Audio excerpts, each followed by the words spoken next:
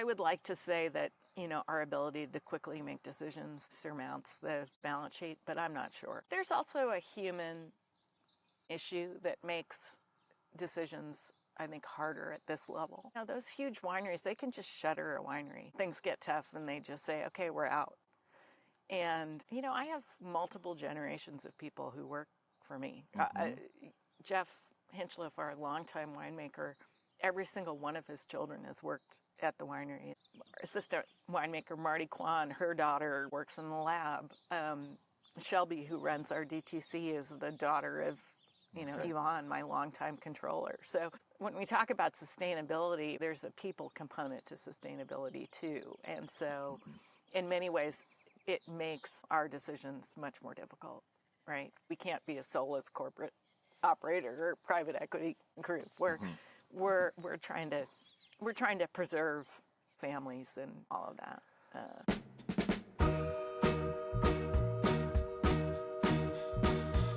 Hello, my friends. Welcome to the On the Rise podcast. I'm your host, Marcus X. DeVore. Find us here on YouTube, listen to us on Apple Podcasts, on Spotify, wherever you get podcasts, and sign up for our email newsletter at Substack.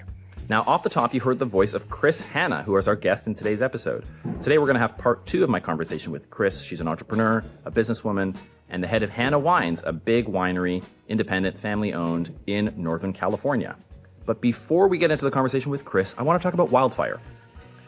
If you live in North America or you've been reading the press in Canada, the States, or around the world, you have not been able to escape the story about a huge wildfire burning in Northwestern Ontario. And the reason the story's in the news is not just because it's a big devastating fire, but because the smoke is blowing into Chicago, Detroit, Toronto, New York. Huge population centers and huge media centers. So it's a big deal.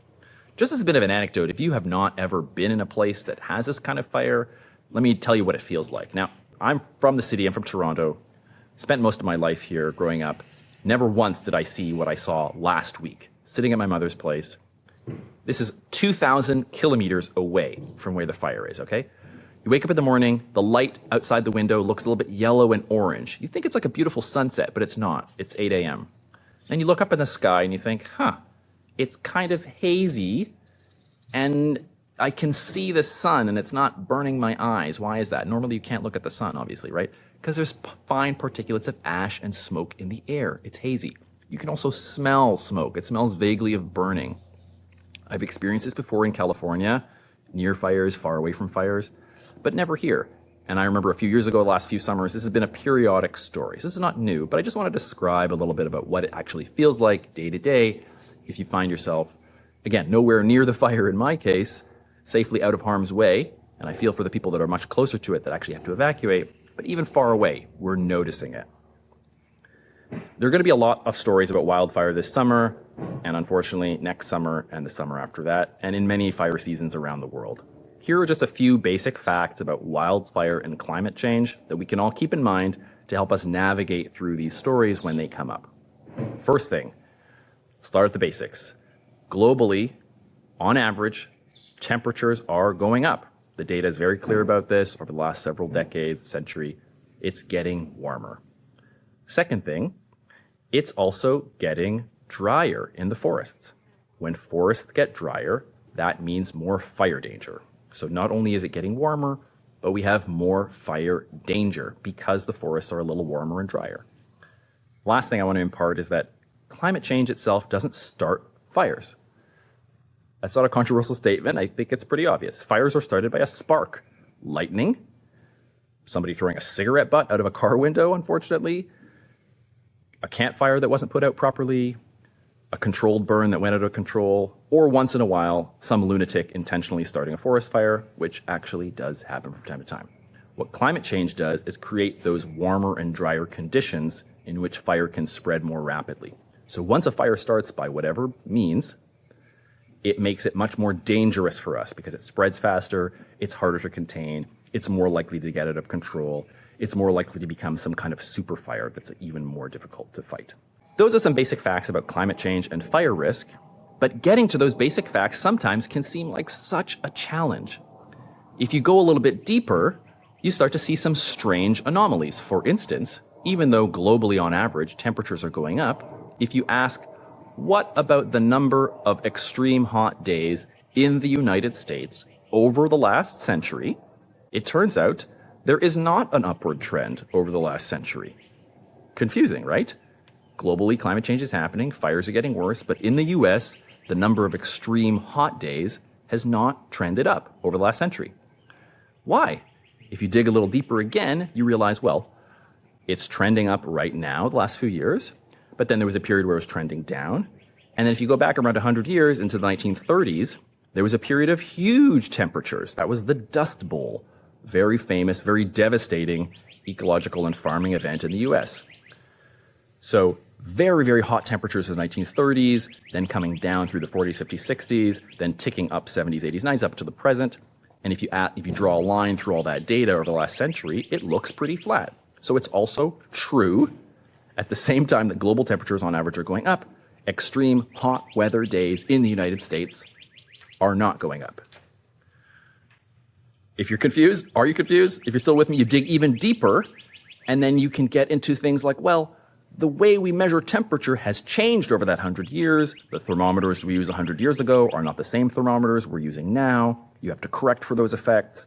Then each thermometer itself can have to... So you can get more and more complex as you dig down into it. I find myself doing this yesterday because I was following a debate between two people that had bits of this data, and they were having an argument both based on their perspective of the data. There was a meteorologist who was looking at those extreme temperature days in the US saying, wait a minute, it's flat. These hot days aren't going up. This climate change thing is a hoax. It doesn't explain the wildfires. And a climate scientist on the other side of the debate was saying, well, the thing is, you have to look at the global data and the thermometers.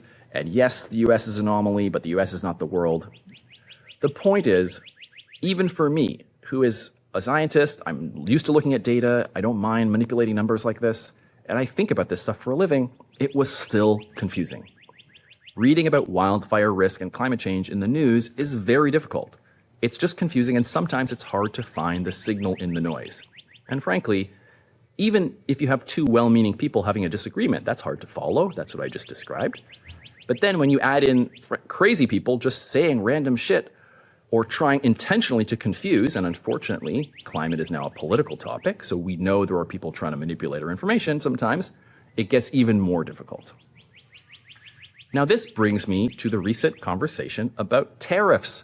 The President of the United States announced a few days ago 50% tariffs on certain Canadian goods. We're very angry with this wildfire smoke blowing into the country. Canada, you've got to do something about it. Apparently, the Prime Minister and the President have discussed this. It's crazy. Two things I want to say about that. First thing is that anything that the President or the Prime Minister says about either country right now should be interpreted as part of the ongoing and, frankly, bitter negotiation of a trade deal between these two countries. It used to be called NAFTA.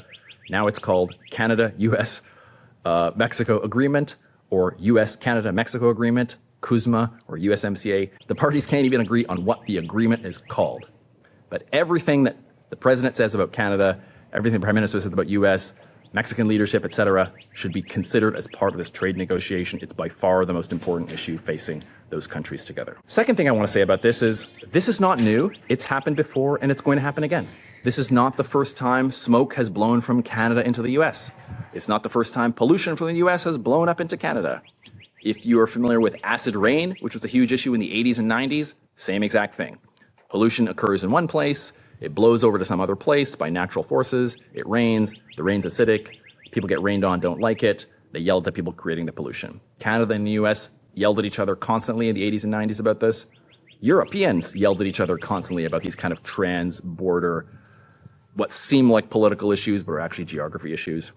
Here's another example, totally different part of the world. Iran and Afghanistan have been yelling at each other for several decades about water and a river. There's a major river and water source in the region that originates in one country, but it flows down into the other country. Whenever the downstream country doesn't have enough water, Iran in this case, they blame Afghanistan. They say, you're holding up our water. Afghanistan says, we're not holding up the water, climate's changing. We can't control this river, and they go back and forth. I think the lesson for all of us is that sometimes our political solutions are not enough, and sometimes they're laughably inadequate. The rivers, the winds, the smoke, the forests, the rocks, the trees, they don't care about our politics. They don't care about the lines that we draw on maps. They don't care about the political decisions that we make. They do what they do. The way that these issues are resolved, ultimately, just like the acid rain issue was resolved in North America, is to zoom out and recognize that this is a trans-border issue that both sides have to come together and work out. And whacking one another with the nationalist stick might feel comforting, but ultimately achieves nothing. Okay, so summarizing a little bit, globally temperatures are going up. Hotter and drier means more fire risk. Even if climate change doesn't spark the fire, it makes the fire more hard to contain and more likely to be dangerous to you or dangerous to me. And whacking one another with nationalist sticks usually doesn't resolve these issues. I can't think of a single example where it has. And maybe the most important thing for you and for me is to keep an open mind when you're reading these stories in the press or wherever you're getting information from. And remember, it's very easy to draw the wrong conclusion with just partial data. Keep an open mind, be curious, and be willing to adjust assumptions you may have when new information comes in.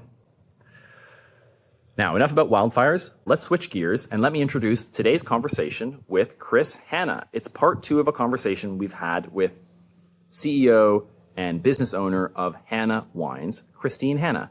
She's an entrepreneur, she's a businesswoman, and she has taken a small family hobby and grown it into a successful independent winemaker in Northern California. She's located in Healdsburg, which is around 2 hours north of San Francisco. It's a very famous wine spot, but even if you don't care about wine, just think 2 hours drive north of the Bay Area. In part 1 of my conversation with Chris, we really talked about the operational challenges he faces in her business, resulting from wildfire, from smoke, and from declining wine sales. But in this episode, we talk more about Chris and her personal journey, how she got into wine, how the family business started, how she grew it from a small hobby into a large, successful winery. Here is my conversation with Chris Hanna. Okay. Chris Hanna, thank you for letting me join you here. You're so welcome. I want to ask a little bit about you and your story. Okay. In our previous chat, you were telling me about the business and the farm and the industry. From what I can tell, you took over a family business and have increased its output by over 50x. What? Tell me everything. Start at the beginning. Did you grow up around wine and in a family wine business? How did you get into it? What made you want to take this over, and what's the path been? Yeah. We started making homemade wine when I was a kid. And, you know, my dad was an immigrant to the U.S. He came here and went to medical school, became a heart surgeon, first person in his family to go to college, first person in his family, I think, to even graduate from high school. Where did he come here from? He came from Syria, and he was a Syrian Christian, small minority in Syria, and his parents had a farm, and he was the youngest of 6 kids, and he was smart. And there was really no future, you know, for him there, and so they encouraged him to come to the U.S. and go to college and med school. So he came.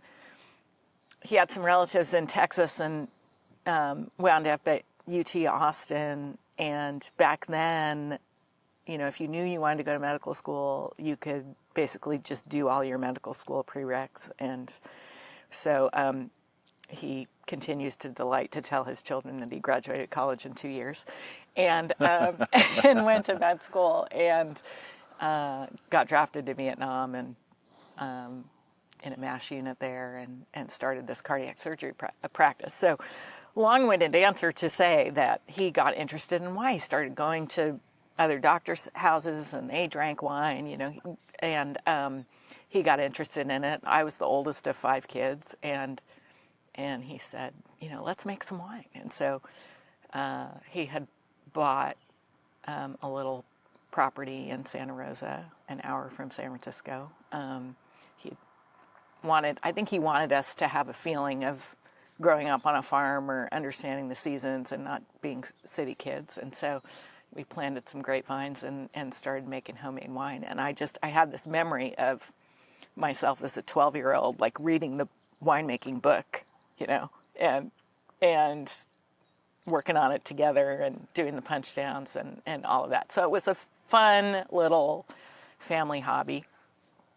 And then somehow in an irrational exuberance moment, the idea was, okay, well, maybe this could be a bigger thing. And we hired a, proper winemaker, Okay. a very famous woman named Mary Edwards, who, went on to just have an incredible career. She's one of the icons in the industry. And she helped us get started. And then my plan was not to do this. My plan was to be an academic. Okay, so your whole path was not, I'm going to take over the family business. That was not on your mind. No, I was going to be an English professor. I'm a total introvert. Okay. I just was happy. Started reading my pre-Raphaelite novelists, and that's what I was going to do. And then, so this notion of expanding the winery sort of happened, and we need to hire someone to, do sales and marketing, and, Chris, will you come and sit in on the interviews? And so, we interviewed 6 people, and I have this, thing going on in my head, like, how in the world can we have a family winery and not have a family member involved? Because my dad's doing 6 surgeries a day in San Francisco. Okay, so he's still a heart surgeon. Yes, he's doing his thing. Totally.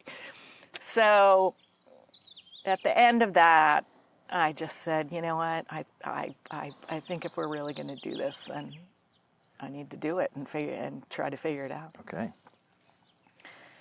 And so, quick pivot, and it was just literally a crash course. I mean, it's one thing to make homemade wine, but, so I went to Davis, and thankfully, that this was the era where... This is University of California, Davis? Yes, where all of these people who came from different areas and careers were rediscovering themselves as winemakers or wanted to learn more about winemaking or whatever. So I took every, course, class, whatever I could, and then just hit the road to try to sell, wine. And I'm sure I was just an embarrassing idiot, so much of the time. But I was a sponge, and so anybody who could teach me anything, I, prevailed upon them and learned from the Italian families who had been doing this forever, and fairly quick, because I'm not a total idiot, pretty quickly figured out that we needed a point of view. Like we needed something to coalesce behind. And that we needed to be, market-driven instead of production-driven. I mean, we were just making wine and putting it in a warehouse and saying, oh, we'll figure out how to sell it. So there was an opportunity for Sauvignon Blanc. Like, everybody was making Chardonnay. Sauvignon Blanc was kind of seen as, well, there weren't as many people making Sauvignon Blanc, and they certainly weren't making it in my opinion, pleasing style. They were making it like Chardonnay. Is that the example of a point of view, or are you talking about a conviction about a variety and a region? What does it mean to have a point of view as a winemaker? A conviction about a variety and a region. Like, you cannot be all things to all people. You have to, especially if you're going to scale, and play in the national wholesale game. You have to have a clear point of view. So we really rallied behind Sauvignon Blanc and tried to make the best, most interesting Sauvignon Blanc in the Russian River Valley. We liked cool climate Sauvignon Blanc. We got really excited about New Zealand Sauvignon Blancs, which were, there was Cloudy Bay. There was like one brand that had just started getting imported here. And then that just, over time, exponentially, turned out consumers really liked that. And we made it consistently, and it was delicious, and we won awards, and continued to do that. And then, but concurrently, expanded our direct-to-consumer offerings. So, because we had all these vineyards. So yes, we make Chardonnay. Yes, we make Cabernet. We make Malbec. We make lots of other things that our customers love. We're not just a one-trick pony. We've got lots of variety for them to experience. Would you say Sauvignon Blanc continues to be, thank you for sharing that story, by the way. I always appreciate hearing, my parents are both immigrants to Canada, and so and I guess I'm an immigrant now, right, in the United States, and so I really, really appreciate hearing those stories. And, I don't know much about your family background aside from what you're telling me, but I feel like I have I can relate to the idea of, a young man who's thinking maybe I need to relocate. I mean, that was my father, right? Yeah. Something happened Yeah. in his life and he decided, my life is not in this place, it has to be Yeah. another place. I don't know Yeah. what that means. And Yeah. these crazy decisions people make. Yeah. But I wanted to ask you about Sauvignon Blanc. Is that still your leading variety? Would you say that's what you're most known for? I would say it's what we're most known for, certainly nationally. I think interestingly, our customers would probably say that our wine club members would say that they love the Sauvignon Blanc, but they come here for the big red blends that we make. Okay. That's what they really love.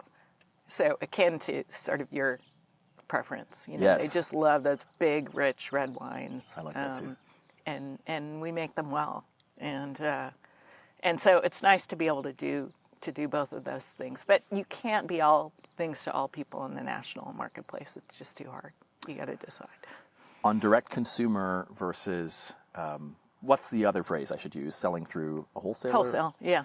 What approximately fraction of your business, either revenue-wise or volume-wise, are those two pieces? 80% is wholesale and Okay. 20% is direct-to-consumer. And direct-to-consumer has a higher margin. So That's where I was going next. Yeah. Should I expect the direct consumer is higher margin, maybe more prestigious wines? yes, Maybe more wine club members? yeah, for sure. Okay. Whereas wholesale might be me wandering through a grocery store. Exactly.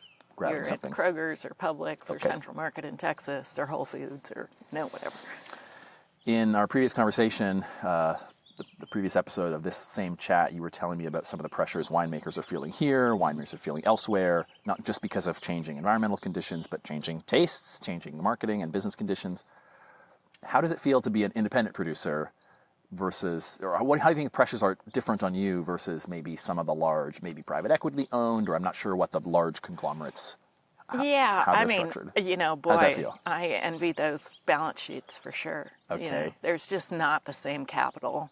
Sure. So we really have to run as an independent entity. We're not part of a huge conglomerate that has spirits margins that, help shore up the wine business. So it's harder. We have to be scrappy, and we've got to be leaner. So we're competing against marketing budgets that dwarf ours. So we've got to be nimble. We've got to do more with less, and it just is what it is. Because you're nimble, because, you have a very successful practice here, but you're an independent producer, because you're nimble, because you're maybe more interested in innovation and the cutting edge, do you think that your business is better positioned to weather some of the changes that are coming to your operations, whether it's heat, smoke taint, wildfire risk, water scarcity? Do you think your nimbleness will help you there? Or do you think the value of that balance sheet, that, being owned by some huge conglomerate with the ability to take risks and with that balance sheet capital, how do you value those two factors? Yeah, that's tough. I would like to say that, our ability to quickly make decisions surmounts the balance sheet, but I'm not sure. I think there's also a human issue that makes decisions, I think, harder at this level. Those huge wineries, they can just shutter a winery. Things get tough and they just say, okay, we're out. Right. And, I have multiple generations of people who work for me. Jeff Hinchliff, our longtime winemaker, every single one of his children has worked at the winery, and two of them are currently, on the payroll. Assistant winemaker Marty Kwan, her daughter, works in the lab. Shelby, who runs our DTC, is the daughter of, Yvonne, my longtime controller. So, it's when we talk about sustainability, right? There's a people component to sustainability too, and so, in many ways, it makes our decisions much more difficult, right? I mean, we can't be a soulless corporate operator or private equity, group. We're trying to preserve, families and all of that.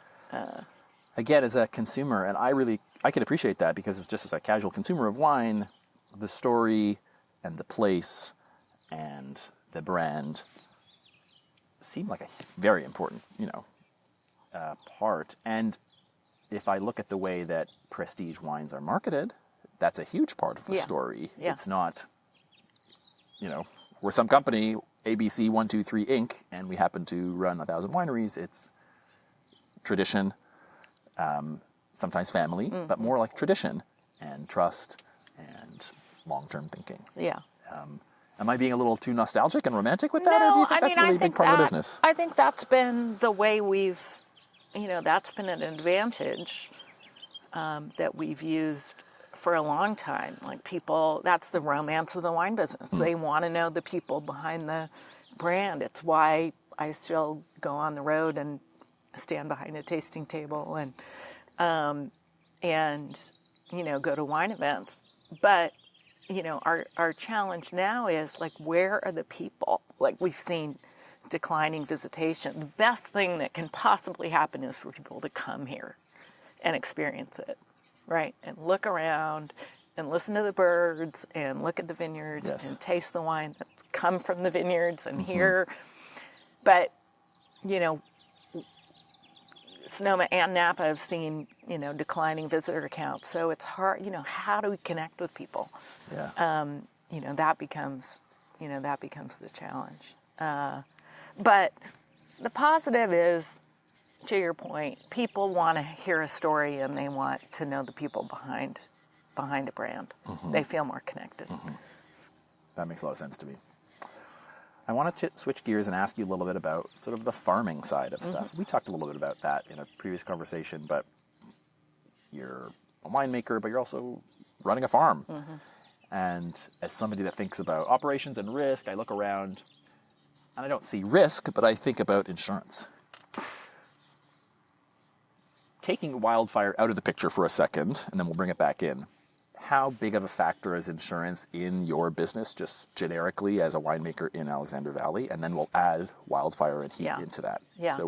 So insurance is huge, and think about all the things that we have to insure, right? We have bulk wine, so wine in barrel that we've got to insure. We have case goods that we have to insure that travels all kinds of places, right? It's in a warehouse that may not be our warehouse, so that's another location that needs to get insured. It moves around on trucks, so you've got to insure it in transit.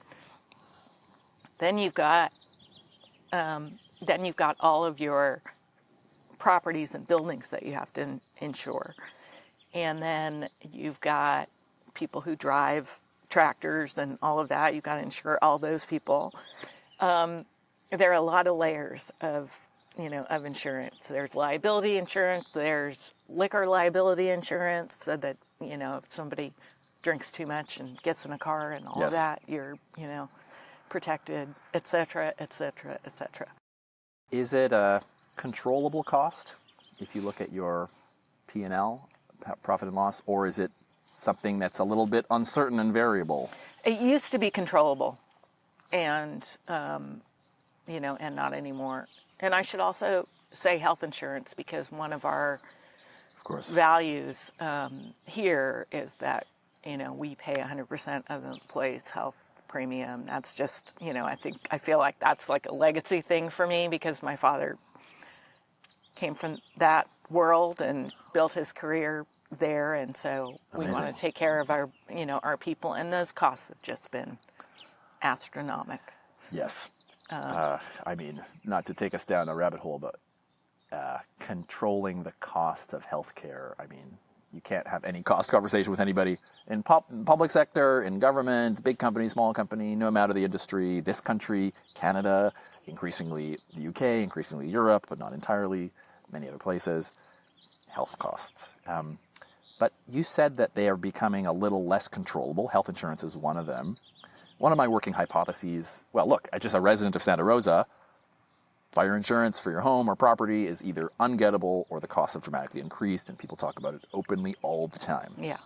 Talk to me about how that has impacted your business. Is it a big deal, or is it, just kind of an annoying thing on the side? It's a huge deal, Marcus. We're paying 7x what we paid 3 years ago. You're talking wildfire-related insurance premiums? Yes. 7x. 7x for less coverage. So basically, the insurance companies have deemed certain area codes, or zip codes rather, uninsurable. And so is it the thing where they just won't even offer a They product? won't even offer it. Yeah. They won't even offer it. People in housing, residential, flooding in Florida, California, the word globally is that all major insurers, underwriters are desperately trying to get out of California. Exactly right. Because it is becoming so risky and unpredictable. And so we're left with the California FAIR plan, which is, very low level of coverage. And then you layer on some liability. And those premiums are just breathtaking. So just for the audience, the California FAIR plan, I think, is sort of a state-provided, let's say, insurer of last resort type of thing. Yes. If this were healthcare, we'd be talking about, what's it called, the public option? Or the, yes. I forget, the insurance marketplaces? And they're essentially catastrophic plans, right? You pay a huge premium to really only be covered if you have a complete loss. And even then, you won't ever be whole because their limits are much lower than the cost to replant. Or to rebuild, rather. So how do you deal with this? You just eat these costs and Yeah. deal with it? Like, are there other ways that you can actually reduce your liability? Do the insurers want to hear about practices you may be doing that can reduce your, like in housing, you can sometimes do this. Look, if I promise to cut down all the trees, then maybe I can reduce my risk profile. The difference there is they require that to even carry you. Okay. Not, there isn't any opportunity to lower the premium. So it's just, can you be insured or not? Never mind gradations of risk. Okay. Right. So it's a huge issue, and it makes it difficult to operate. It really does. We keep hearing that, some of these other carriers are going to get back into the marketplace, but so far not. Any creative ideas? I mean, I'm grasping here because I don't know what to suggest, but are there any creative ideas in the industry in this region? Maybe people pooling together and self-insuring? I mean, that comes up. There's been talk of that. I wish that the regional associations, wine associations, would be more active around it, and so far they haven't. I don't have any good answers for you. And every situation is different. Every winery is different, and their requirements are different. Mm-hmm. All right. So we were just talking about insurance. You were talking about operating costs, some of the changing farming practices. Two things I'm interested in from you. One is any changes in farming practices that we haven't touched on, tilling of soil, crop rotation, anything like that. Let's get into sort of like the dirt of it. I'm just curious whether they're driven by responses to a climate risk or not. How have things evolved in the time you've been managing this business? No-till has become the standard for us. No-till agriculture. No-till farming. So we used to go through and through all the rows and till, and the thought was that it was good to aerate the soil and also have the benefit of keeping things tidy.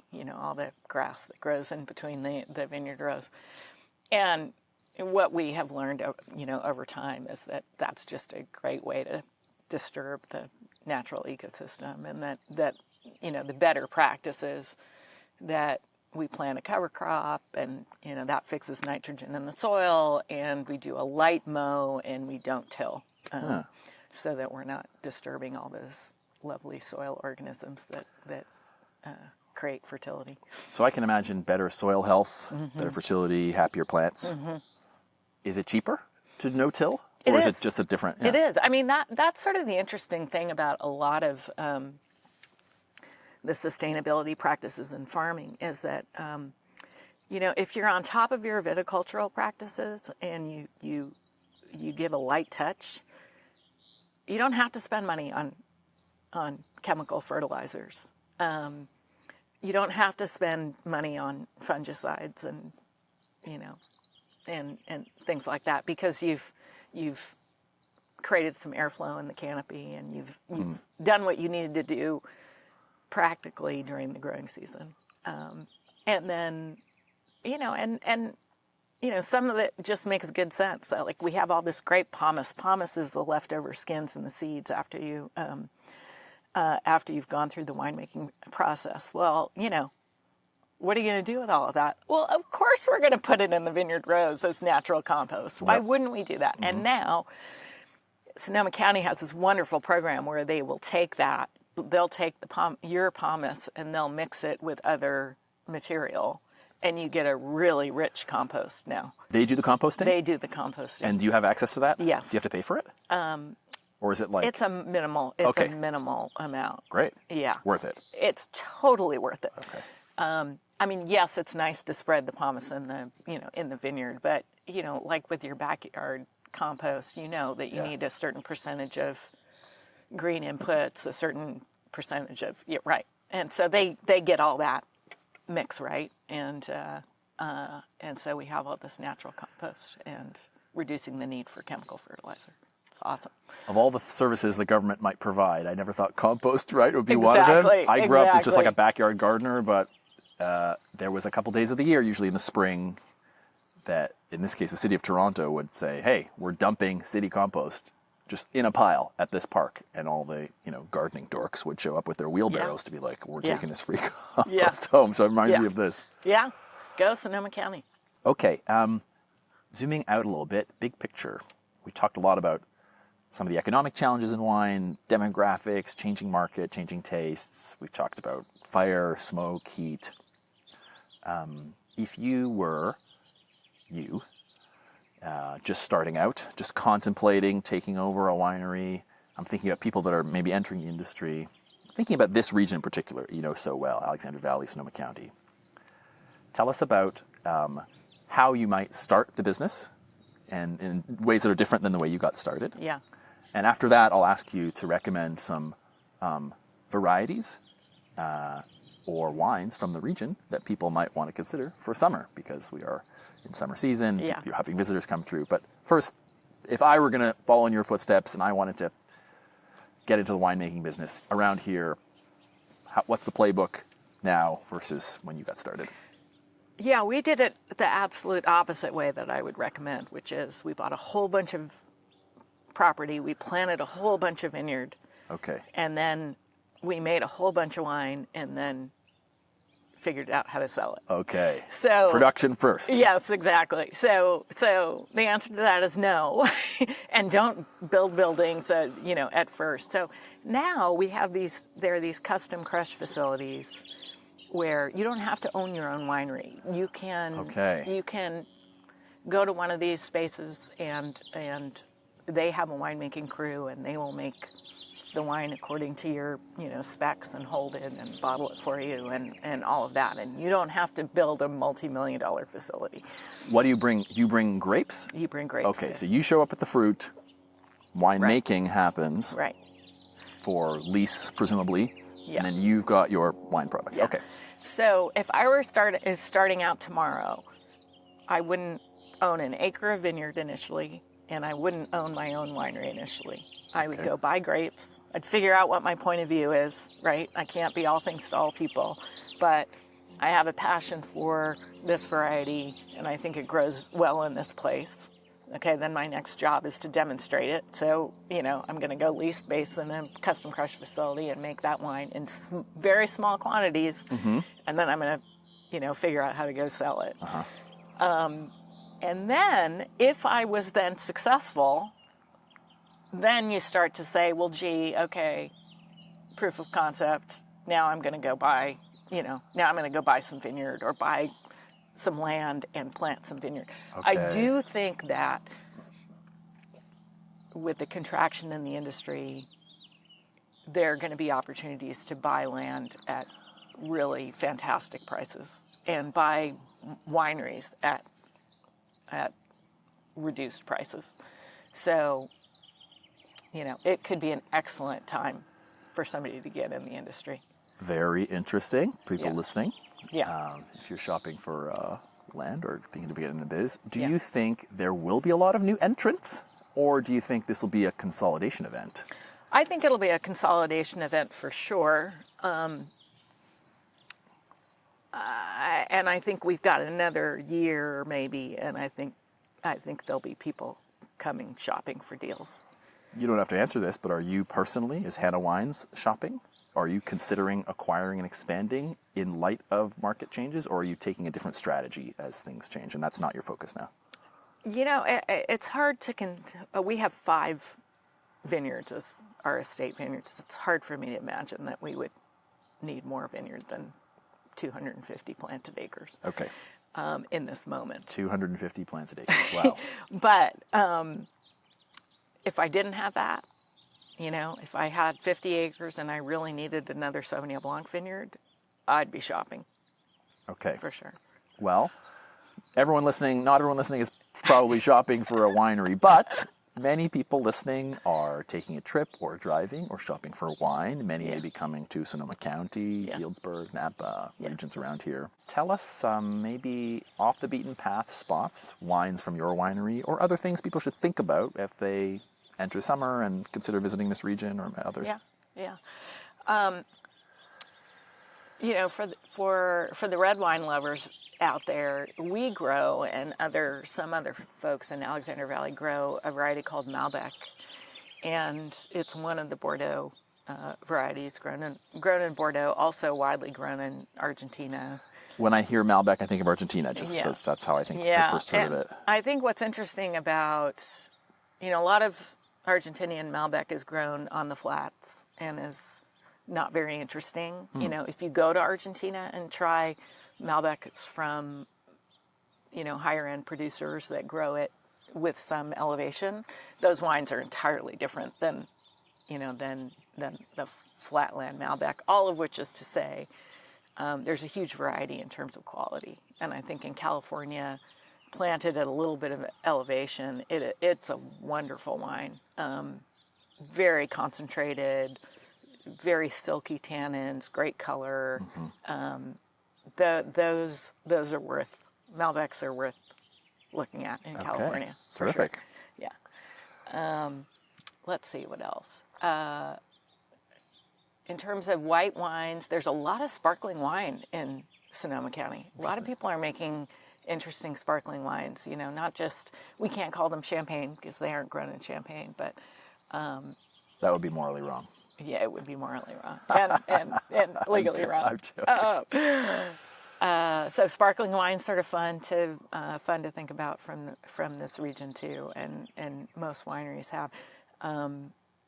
Not most wineries. Many wineries are making sparkling wines, and then Italian varieties are having a real moment.